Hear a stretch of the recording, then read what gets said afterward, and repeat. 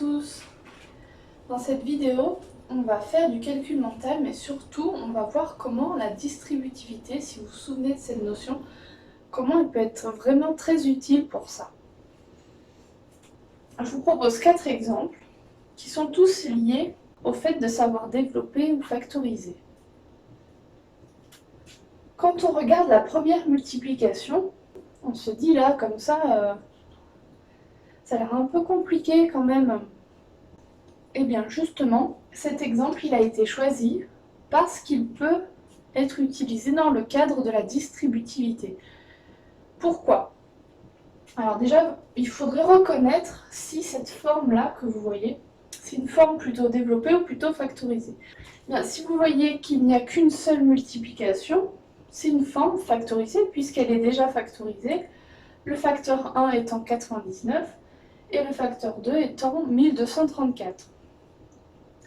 Donc si elle est factorisée et que telle qu'elle, on n'arrive pas à la calculer de tête, et que je vous propose la distributivité, il faut essayer, il faut tenter quelque chose, il faut essayer de la développer pour voir. Mais comment on s'y prend pour la développer? On ne s'y prend pas n'importe comment. Il faut toujours regarder entre les deux facteurs celui qui vous semble le plus proche d'un nombre plus simple. Un nombre rond pour vous c'est 10, 100, 1000, etc. 20, enfin quelque chose qui est facile à utiliser. Eh bien regardez bien, parmi 99 et 1234, qu'est-ce qui vous semble le plus facile à utiliser? En tout cas, qu'est-ce qui est proche d'un nombre rond? Eh bien c'est 99, puisque 99 c'est proche de 100. Donc on va partir de cette idée-là, on va décomposer 99 avec l'aide de 100, et on ne va pas toucher à 1234. Donc déjà je vais réécrire 1234. Par contre, comme 99 j'ai envie d'utiliser en me disant que c'est proche de 100, je vais écrire que 99 c'est 100 moins 1. Alors c'est vrai que c'est astucieux, vous allez peut-être me dire mais comment on sait, comment on fait pour savoir que c'est ce calcul-là qu'il faut mettre? J'ai envie de dire là c'est vous qui devez prendre une initiative en fait, sinon vous n'y arriverez pas, vous ne saurez pas en fait, parce qu'il n'y a pas vraiment de recette miracle, c'est juste un peu de l'intuition.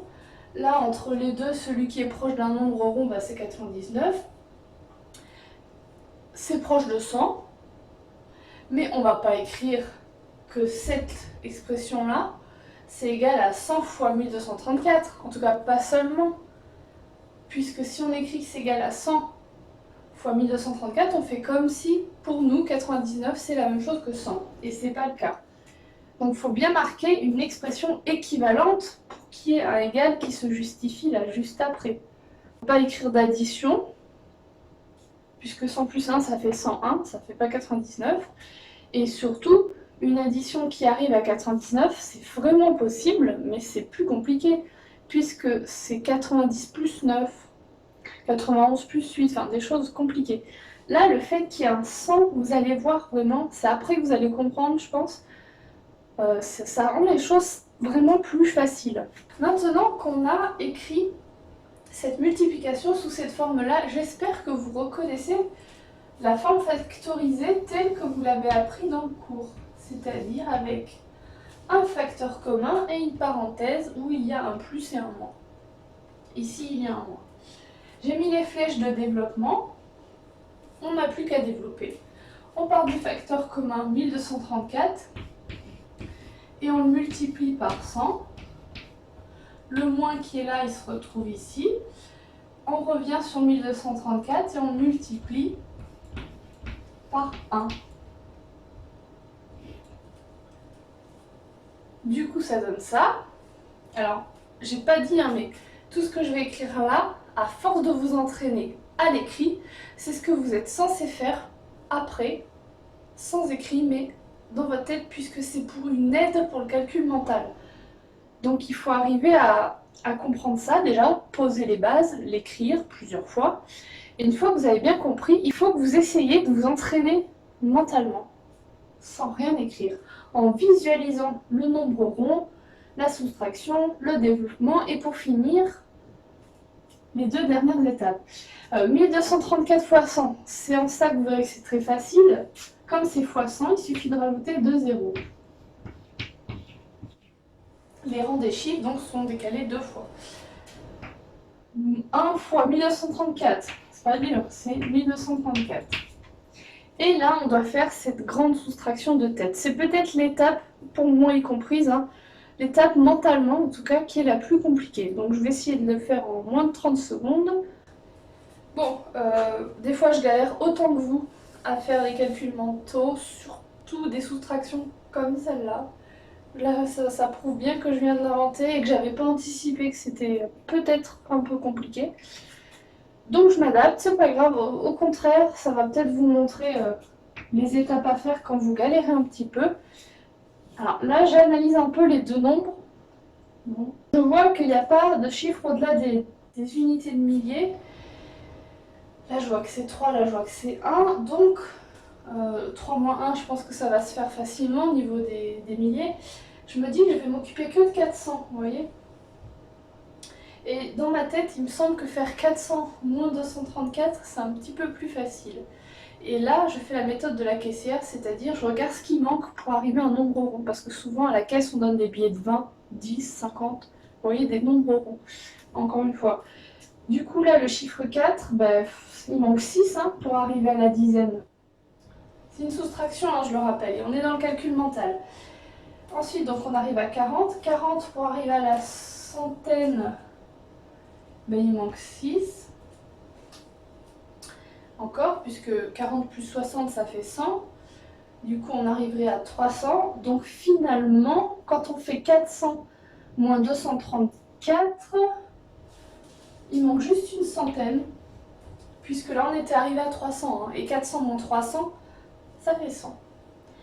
Donc, je viens de faire déjà le chiffre des unités, des dizaines et des centaines, visuellement. 3000 moins 1000, ça fait 2. Il n'y a pas de retenue, rien. Et on remet le 12. Bon, l'air de rien, ça fait long comme ça. Mais vous voyez, j'ai rien posé. En colonne, hein, j'ai pas pris ma calculatrice, j'ai tout fait, il faut vraiment de tête. C'est juste que ça a pris un peu de temps, mais on va dire que c'était du calcul mental et pas forcément rapide. Donc voilà pour le premier exemple. Deuxième exemple, 11 fois 398. Je choisis de décomposer plutôt 11 parce que 398, certes, il est proche de 400, mais 400, ça me semble un petit peu moins facile à utiliser que 10. Donc je fais ça. Après, franchement, sachez que vous auriez pu choisir celui-là et décomposer un petit peu autrement pour au final trouver la même chose que moi. Si je décompose 11 en ayant dans ma tête le nombre 10, il faut faire une addition puisque 11 est plus grand que 10. 11, c'est la même chose, c'est équivalent à 10 plus 1. Je développe. 10 fois 398, il suffit de rajouter un 0. Là, une fois le nombre, c'est le nombre. Et là, vu que c'est un petit peu compliqué, moi je vais faire mentalement comme si je posais en colonne. Donc il ne faut pas se tromper dans les chiffres, mais bon, 8 plus 0, ça fait 8. 9 plus 8, ça fait 17. Je retiens 1 dans ma tête. 3 plus 9, ça fait 12 et avec la retenue, ça fait 13. Je retiens 1. 1 plus 3, 4. Le résultat, c'est 4378. Il y a d'autres façons de faire, et là je suis en train de refaire du coup celle où il y a 11 fois 400. Bah, écoutez, je vais effacer 11 fois 400. Alors, ça m'a pas l'air compliqué non plus comme méthode. Alors addition, soustraction. Si vous voyez que le nombre du début, il est plus petit que celui que vous choisissez comme étant un nombre facile, c'est forcément une soustraction hein, pour que ce soit équivalent et revenir au nombre d'avant. Et ici c'est moins 2 puisqu'il manque juste 2 unités pour arriver à 400. Je développe. 11 fois 400. Alors 11 fois 4, ça c'est facile, ça fait 44. Les chiffres 4 se répètent. Vous rajoutez 2 zéros, du coup ça fait 4400. Et vous enlevez 22. Eh bien, il faut faire une soustraction comme tout à l'heure. 22, il manque 8 pour arriver à 30. 30 pour arriver à 100, il manque 7. 100 pour arriver à 400, il manque 3. Et finalement, on remet le 4. Parce que là, le chiffre des milliers, c'est sûr que ce sera 4, hein, vu qu'on enlève juste dizaines d'unités. On va pas toucher au 4. Et on retrouve le même nombre que tout à l'heure. Ça se trouve, cette méthode-là, vous la préférez que le calcul d'avant. Je continue avec mes exemples donc, de distributivité, où là, on se rend bien compte que les expressions sont bien plus longues que celles d'avant. Et donc, comme ça, a priori, si on ne connaît pas la technique, on trouve ça encore plus prise de tête. Peut-être. Mais si on est astucieux, et qu'on reconnaît la forme inverse de ce qu'on a fait avant, c'est-à-dire la forme qui est déjà développée, regardez bien, regardez-la bien, regardez bien tous les nombres, et constatez comme moi qu'il y en a un qui se répète.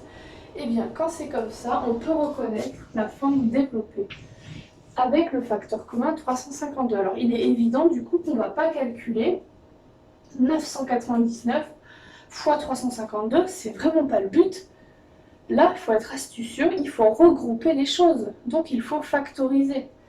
Si on regroupe les choses, le facteur commun étant 352, en regroupant, il nous reste 999 plus 1. On fait le petit calcul prioritaire entre parenthèses et ouf, le concepteur de l'exemple, et puis même dans les exercices que vous ferez plus tard, si il ne fait pas en sorte que la somme ou que la différence dans la parenthèse tombe sur un nombre rond, ça veut dire que juste l'exemple il est mal construit et il ne sert à rien. Parce que c'est vraiment fait pour que vous voyez que dans certains cas, là, dans celui-là notamment, ben, c'est super facile à faire, parce que regardez, on arrive à quoi? À 352 fois 1000. Eh bien, ça fait 352 000. 1000. C'est fini. Donc finalement, pour ma part, personnellement, je trouve ça beaucoup plus simple à faire, moi, à réaliser, que ça. Puisque quand vous avez une forme qui est déjà factorisée, il faut que vous proposiez vous-même votre décomposition, puis vous devez développer. Là, quelque part, c'est un petit peu guidé en fait. On vous montre le même nombre deux fois. Il n'y a plus qu'à regrouper. On continue dans la même idée, sauf que là, il y a un moins. Mais l'idée, c'est vraiment de repérer ce que j'appelle le facteur commun, de le mettre en facteur commun, de mettre tout ce qui reste, 11 moins 1 entre parenthèses, donc de regrouper, factoriser, pour finalement trouver que c'est la même chose que le calcul suivant. 79 542 x 10, il suffit de rajouter un 0, c'est tout. Et vous tombez sur 795 420. Voilà pour les petites techniques de calcul mental qui peuvent être très utiles alors qu'on a l'impression au premier abord que le calcul est vraiment compliqué. Donc, si je peux vous donner un petit conseil pour la suite, au lieu de prendre votre calculatrice tout de suite, quand vous avez un problème où il y a ce genre de calcul et où on voit vraiment que le nombre est très proche d'un nombre facile, n'hésitez pas à faire cette technique. Et puis alors là, c'est carrément guidé. Vu comment c'est écrit, on vous incite fortement à factoriser. À bientôt.